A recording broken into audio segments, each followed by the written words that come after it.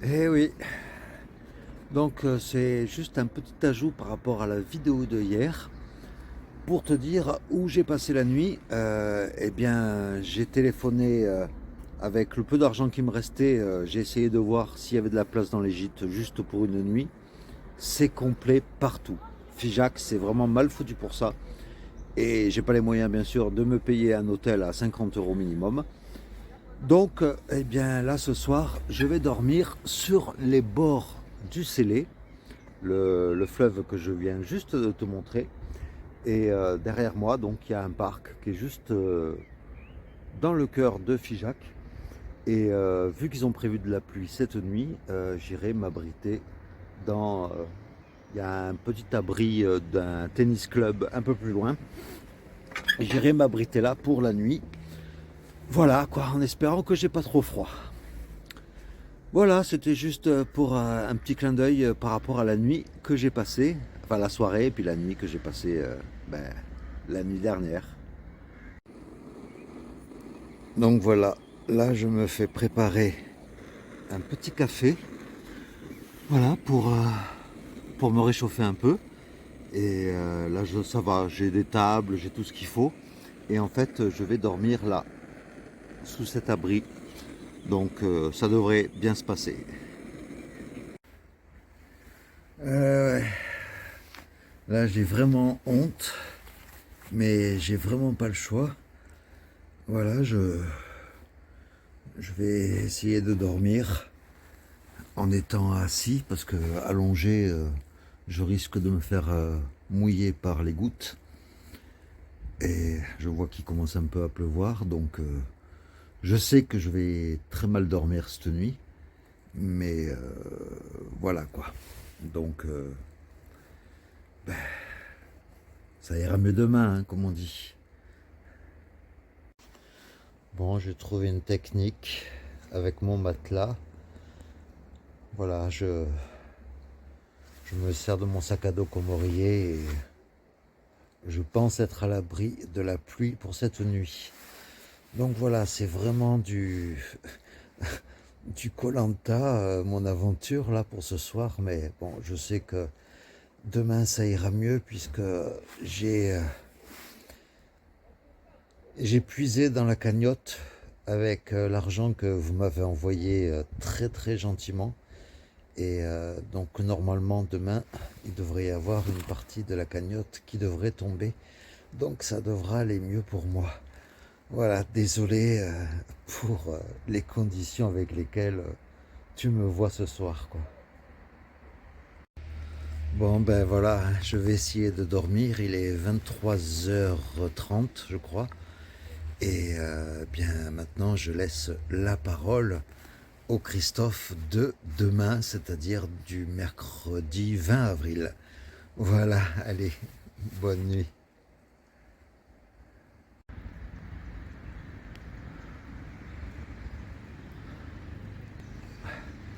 Et bonjour à toutes et à tous.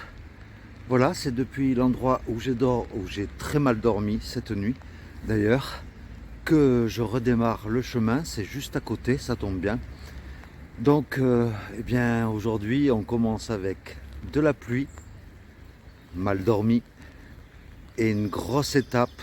Si j'y arrive, ça serait vraiment top. Mais c'est une étape qui m'amène à Cajar, le pays de Papy Mougeot, hein, pour petite référence au Schmelblick. Et donc ça fait 30 km aujourd'hui, donc j'espère y arriver parce qu'il faut absolument que ce soir je dorme dans un gîte pour que je puisse récupérer mes forces. Et le problème c'est qu'il n'y a pratiquement pas grand chose jusqu'à Cajar. Donc on va faire le maximum. J'ai besoin de vos encouragements, mais on va y arriver, j'en suis sûr. Et ouais, on a ressorti, enfin on a sorti pour la première fois le poncho parce qu'aujourd'hui il pleut.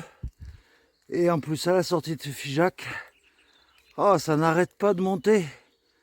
Oh, ça te réveille. Ouh. Voilà, pour changer un paysage, non pas avec le soleil, mais avec les nuages. Mais bon, C'est quand même beau.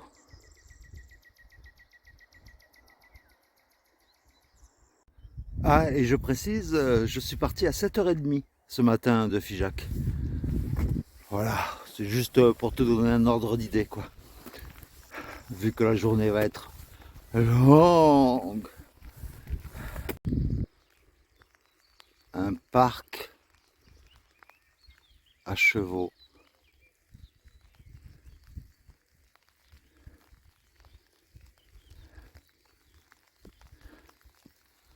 C'est impressionnant, autant de chevaux dans un pré.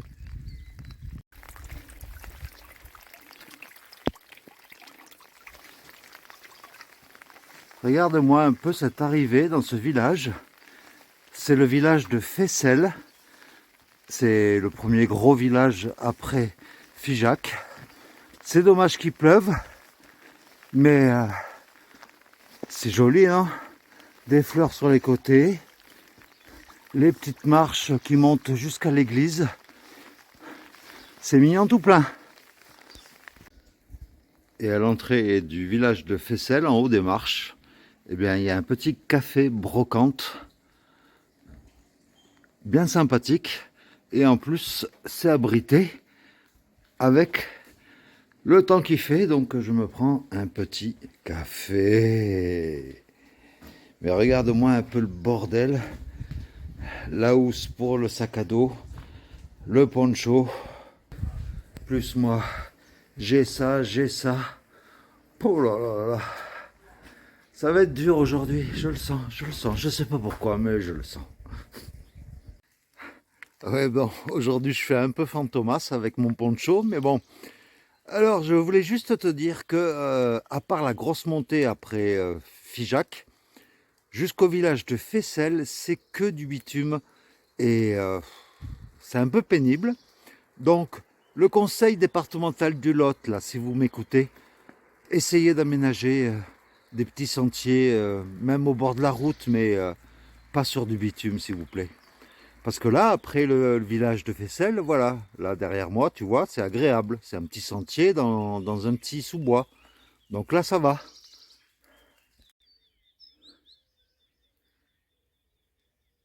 Au fond, on voit encore un peu de brouillard accroché aux collines. Mais c'est quand même joli.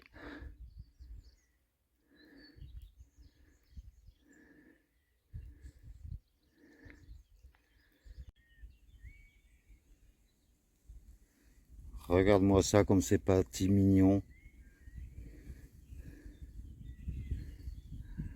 C'est beau, non? Voilà, là, je reconnais les paysages de mon département. Des petits murets en pierre de calcaire, et puis des chênes un peu partout, et puis des genévriers, enfin un peu de tout, comme ça en broussaille.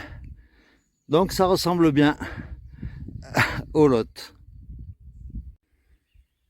Sans oublier, bien sûr, les petites caselles des anciennes maisons de berger, tout en pierre, même le toit, avec un assemblage très ingénieux, et ça tient, et ça, c'est très solide, et c'est très typique de la région. Me voici rendu à Gréalou, un petit village où il était censé y avoir une épicerie, mais tout est fermé. Mais il y a quand même une terrasse, donc je me suis posé, histoire de souffler un peu, parce que franchement aujourd'hui, malgré le fait que j'ai pratiquement pas dormi la nuit dernière, à cause du froid, à cause de la pluie, eh bien tiens-toi bien, en 5 heures de temps, j'ai fait 21 km, soit du un peu plus de 4 km/h. Je suis survolté, je ne comprends pas. Plus je suis fatigué et plus je marche mieux, je marche vite, quoi. S'il y a un médecin à la salle, hein, qui me fasse un petit signe, parce que là je ne comprends pas. Mais voilà quoi. Alors, si on parlait un peu de budget de ce chemin de Saint-Jacques-de-Compostelle.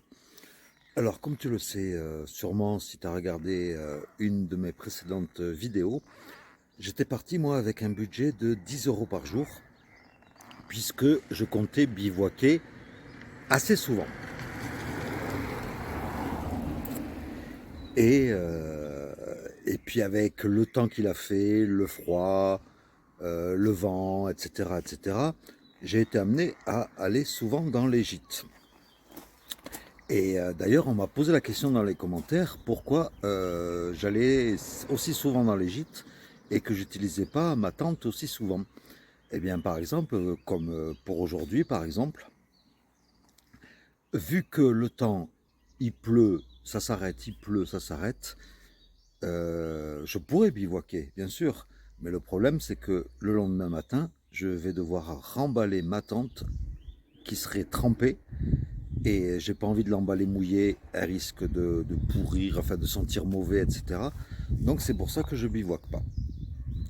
Sinon, au niveau du budget, en fait, si toi tu fais que des gîtes, en fait, ben en France, il faut savoir que un gîte, décidément,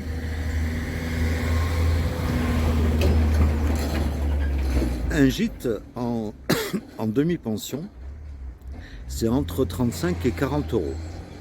Donc si tu vas dans un gîte tous les soirs, eh bien sur un mois, ça te coûte quand même 1000, entre 1000 et 1200 euros, quoi. Donc c'est quand même un budget. Donc sur les 2 mois et demi, tu imagines un peu, ça fait... bon, c'est un peu moins cher en Espagne, il paraît, mais bon, on va dire qu'il faut compter à peu près, on va dire 3000 euros en tout, quoi. Maximum 3000 euros pour tout le parcours. Et moi personnellement, j'ai pas ce budget-là. Donc, euh, donc voilà, donc quelque part, partir sur le chemin de Saint-Jacques-de-Compostelle sans bivouaquer, eh bien, tu as intérêt à mettre pas mal d'argent de côté. Voilà, c'était... je tenais à apporter cette petite précision et puis parler justement du budget quand on veut partir sur les chemins de Saint-Jacques-de-Compostelle.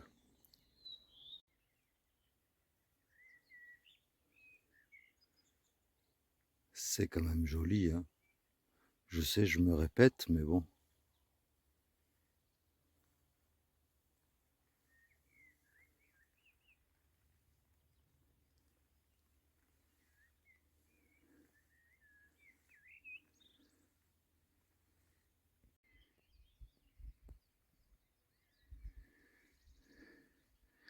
Voici un dolmen. C'est un vestige préhistorique.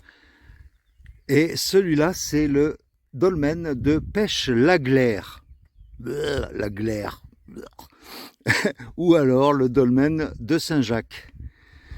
Et donc le principe, hein, c'est deux cailloux, enfin un immense plateau qui pèse parfois plusieurs tonnes, qui est posé, pardon si ça tremble, qui est posé sur deux cailloux verticaux.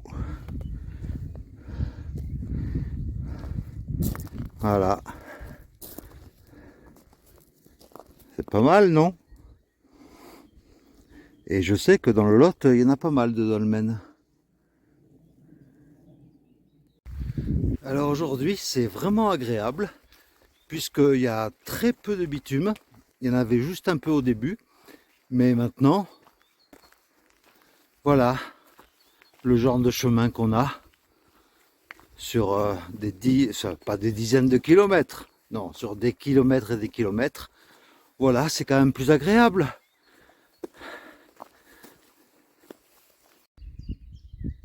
Eh bien, avant de redescendre à Cajar, il y a une dernière grosse montée là. Elle est raide. Je sais pas si tu te rends compte en image, mais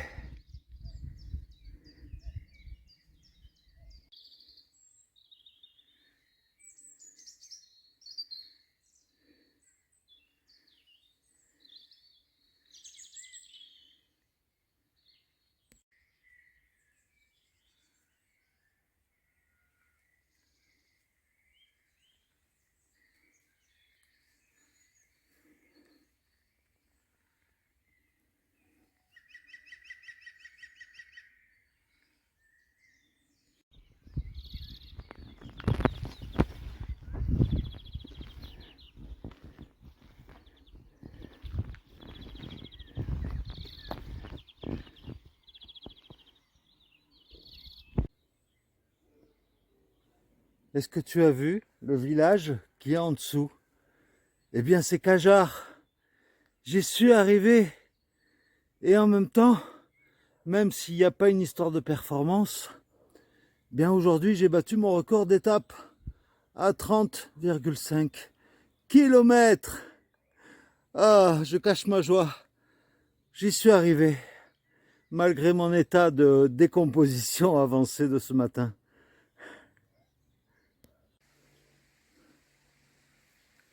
Et dans la descente vers Cajar, tu tombes sur une grotte. Carrément.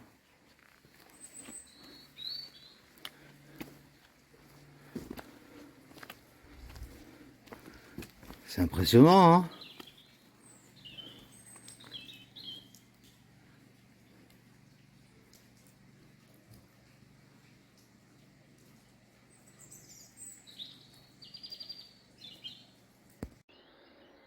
Voilà, je suis arrivé au gîte Le Pèlerin.